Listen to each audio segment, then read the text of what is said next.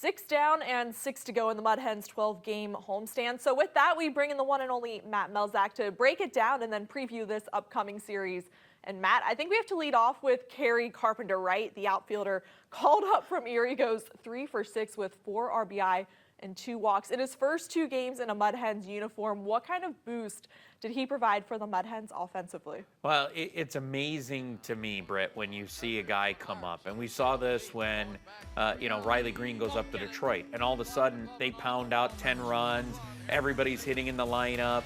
He's a guy that hits for a lot of power. He made a great swing change in the offseason to try to drive the baseball a little bit higher, to get to that power a little bit more, and he certainly has. When you're up to 23 home runs, no matter what level it's at, 22 at one league, and then come right up and homer in your first game at AAA baseball. AAA baseball is harder than people think. It's quite a jump to go from AA to AAA, and he made it look pretty easy. But you love the attitude for him, and you love the fact that he gets in there and he just wants to produce. And a double and a homer in your first 2 at-bats, that sets the tone.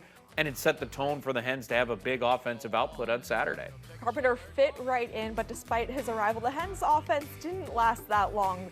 The Rail Riders out-hit the Hens 13-4 in the series finale on Sunday. And as the famous Jim Weber put it, that kind of indicates that the game's not going to go in your favor. But on the bright side, Toledo welcomes Louisville to Fifth Third Field, a team that sits in the cellar of the International League standings. How can the Hens maybe use this series to bring their bats back to life? Well, I'll tell you what, they just have to think back to the time when they went to Louisville and they won 5 out of 6. They played very well there, hit the baseball very well, and you hope that that continues. Now, they're going to see some rehabbers a little bit this week, guys.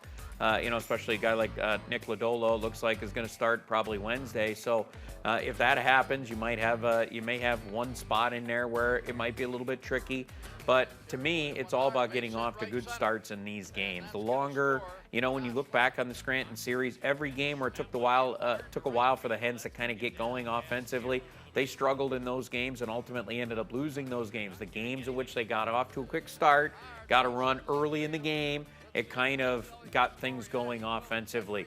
They're going to have to do that, and they might have to do it in different ways right now. Yes, they have 𝗦𝗃𝗏 𝗏 in there who can hit for power, and he can hit for big power. You've got Josh Lester who can hit for big power.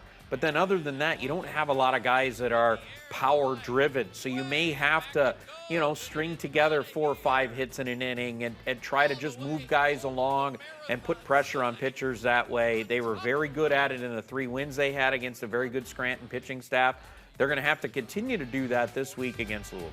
You talk about stringing together innings. It seems like the Toledo Mud Hens pitching staff has had to do that, especially with the injury bug that's hit the Detroit Tigers. A lot of movement taking place, but it seems like the consistency has been within the bullpen. It really has been, Britt. That has been the rock, even in talking to Lloyd McClendon each and every night during this last 6-game homestand and going into this next week at home against Louisville. He touched on the bullpen an awful lot.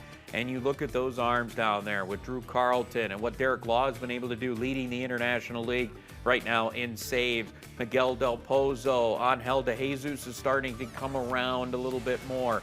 Nolan Blackwood, those guys, there's so many. Miguel Diaz, power arm, power arm, guys that can come out of that pen and give you innings if needed and can give you that short burst if you're needed on that end as well. And that's what this team has been able to do so well because there has been a lot of inconsistency. I mean, when you look at, you started the year, 𝗏𝗏𝗏 was one of your starting 5. Alex Faedo was one of your starting 5. Ronnie Garcia started a few games here before all of a sudden all 3 of those are now starting in Detroit for the Tigers. There is always some room for growth in that regard, and you love to see those starters take over, but this happens an awful lot each and every year. You've got to have a strong bullpen because you're going to have so much inconsistency in the starting rotation, but most teams have to go through this a lot, and they see it a lot, especially at the starting rotation. You've got to have a strong bullpen, and Toledo does. You never know who you're going to see, especially at this level. And you can see the Mud Hens as they take on Louisville starting Tuesday for a 6-game set before they hit the road. And you can catch those games right here on BCSN. Matt, thanks so much for taking the time. Always a pleasure, Britt. Thank you.